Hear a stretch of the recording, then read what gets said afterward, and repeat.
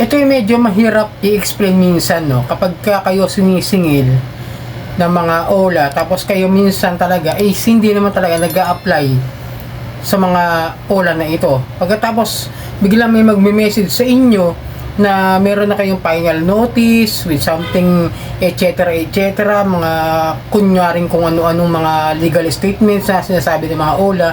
Tapos bigla na lang magugulantang kayo, meron kayong utang na hindi nyo alam. Alright, magandang gabi mga kadyani. Muli, bago po tayo magsimula ng ating tatalakayin, ay maglalambing lang po muna sana ako sa inyo na paki-follow po ang aking mga social media account, ang Facebook, TikTok at itong aking YouTube channel. Paki-like na rin po, share at hit nyo na po yung notification bell para updated po kayo sa mga videos na ginagawa natin dito about sa usapang online lending apps o OLA. So yun, meron kasi ako nakita sa isang post ng OLA Victims Community. Ito po yung pinost niya. At mamaya papaliwanag ko sa inyo kung bakit naging kung bakit nagpanting ako doon sa kanya na sinabi na sinisingil siya kahit wala siyang utang. Ito po yung sinabi nung message sa kanya. Final notice with legal action from legal department. A judicial hearing is scheduled for March 13, 2025 and a summons warrant will be delivered to your home and office address with the assistance of our legal team and barangay officials. We strongly advise your voluntary cooperation to avoid unnecessary commotion in your area. Ignoring this matter will not absolve you of the legal consequences. Upon filing of the case, your name may be included in the roster of individuals with derogatory records in the following institutions: banking circuits, financial institutions, Pag-ibig Fund, Social Security System or SSS, foreign embassies and consulates, Bureau of Immigration and Deportation, National Bureau of Investigation or NBI. You are given until today to coordinate with us regarding this matter. Please contact us immediately. Pero nung nakita ko po itong post na ito doon sa OLA Victims Community, yung tao pala na ito ay hindi naman nag-apply ng loan sa kahit anong OLA.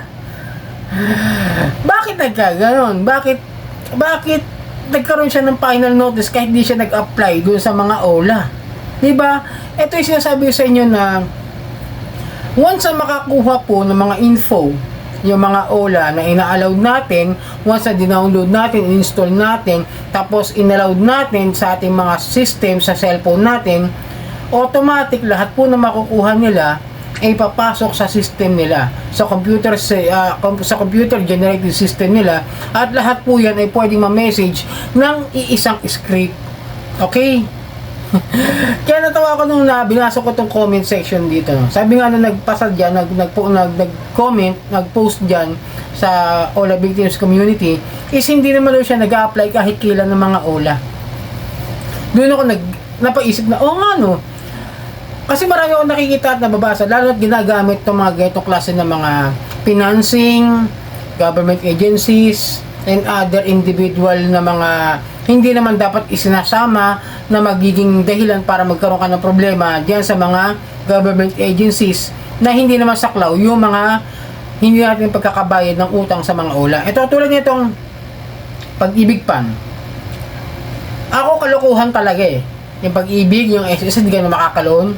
Yung pag-a-apply mo sa OLA, di nakapagbayad. Hindi porket submitting entities sila ng CIC, hindi ka na makakapag-loan sa Pag-ibig o sa SSS. Tandaan nyo yan. Ako, meron ako mga OLA submitting entities, pero hindi naman ako hindi na-approve sa mga pag-loan sa Pag-ibig at sa SSS. Okay? Tandaan nyo ha. Hindi siya naka-apekto sa akin pag naglo-loan ako sa Pag-ibig o sa SSS. Never akong nagkaroon ng problema about that. Kaya siya sabi nila, pananako sa inyo yung pag hindi kayo nakabayad, hindi na makakaloan sa Pag-ibig, sa SSS, sa GSI, something like that. The heck? Wala silang kinalaman. Desisyon pa rin ng Pag-ibig, ng SSS at ng GSIS kung pauutangin nila kayo dahil member pa rin po kayo ng government agencies na yan, na individual. Bukod doon sa mga government agencies like SEC at saka ng CIC. Okay? Ito pa yung sinabi nila na medyo hindi ko alam kung saan kinukuha yun ng mga OLA agent yung katangahan nila. Yung common sense na nagagamitin ko, hindi ko magets para sa kanila.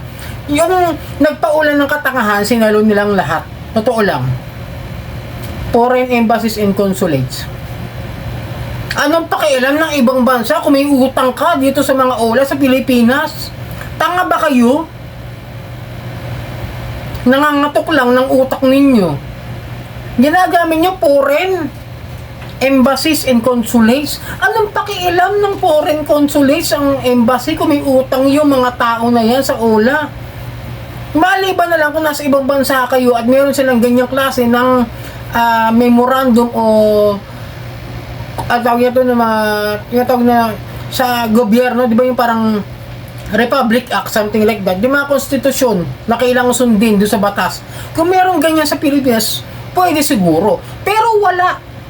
Hindi pwedeng maging under ng mga kung ano-ano mga lending companies para hindi ka paalisin o magkaroon ka ng record sa foreign consultant at sa mga embassies. Di ba? Pangtanga lang to eh. Pangtanga lang tong pag-iisip na ito para gawing panakot sa inyo. Kaya natatakot yung iba dyan na pag nag-apply po ba ako ng abroad, Kuya Johnny, makakaalis pa po ba ako? Dahil nasabi sa akin nung isang OLA, pag di ako nakapagbayad, mapipending yung aking passport, mapipending yung aking visa. Yun po yun eh, mga ganun tanong. Tapos yun nga yung Bureau of Immigration and Deportation. Parehas lang yan eh. Parang gagawin nila, sabi nila na gate na, ba-blacklist ka sa Bureau of Immigration at Deportation. Paano ka ma-blacklist? Kung may utang ka lang sa isang kumpanya na gumagawa naman ng illegal. Di ba? Doon pa lang sa interest, illegal na. Doon pa lang sa pangharas, illegal na. So, paano nyo magkakaroon ng batas na kayo mismo yung sumisira? Kaya talaga mga kaya talaga mga bugok na OLA, please lang, huwag nyo gagawing katangahan. Huwag nyo araw-arawan yung gawing katangahan yung yung logic nyo na hindi ko mag-gets kahit kailan. Kaya sabi ko sa mga sa mga member ko sa GC ko, huwag kayong naniniwala sa pinagsasabi ng mga yan. Sa 10 kwento ng mga yan, 11 ang mali. Tapos meron pang National Bureau of Investigation, PNP clearance, something like that, police clearance, something like that, magkakaroon ng criminal case.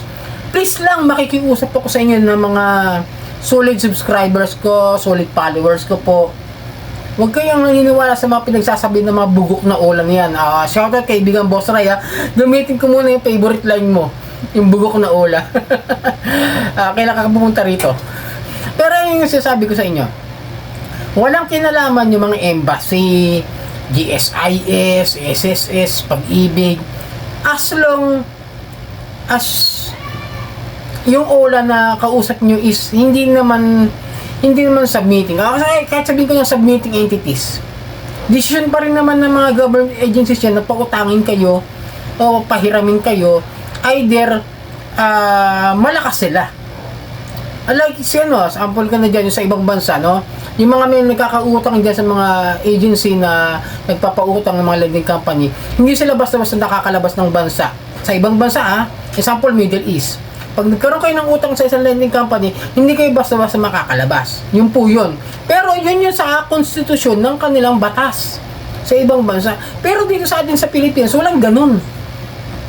Wala akong nakikitang batas na ganun ng sistema. Na walang pakialam ang mga government agencies about sa mga utang nyo sa mga lending companies. Diba? Magkaka-record kayo ng credit history na bad, negative.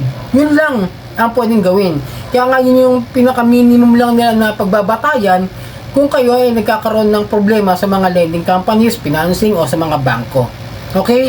Huwag kayo nagpapaniwala sa mga ito. Ngayon, itong sa nag-post na ito, na example like that, na kung nakakatanggap kayo ng harassment na hindi naman kayo nagkaroon ng loan sa mga OLA, please lang, labanan nyo yung mga yan. Pwede nyo naman ireklamo sa PNP, sa NBI, sa SEC. Lalo na katulad ko, meron nang haras sa akin ng isang OLA na hindi ko mahinirman kahit kailan.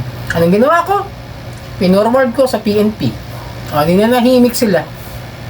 Nalaman nila kung nasa anak ko. Diba? Pinost ko pa sa Facebook ko. May nangaharas sa akin sa YouTube ko. Pinost ko. Ano nangyari? na nahihimik lang din, natakot din. Kasi pwede nang ipatrace once na magkaroon ako ng problema sa araw-araw na ginagawa ko. Diba? Katulad ng ganyan. Kung may mangyari mo sa akin, at least alam ng gobyerno o ng ahensya ng gobyerno yung aking sitwasyon. Okay? Sana nagkaroon kayo ng ideya about this kind of matter. Sana nakatulong sa inyo yung video ito. At please, pakipalo po ang aking mga social media account, ang Facebook, TikTok at ang aking YouTube channel. Maraming pong salamat at hanggang sa muli.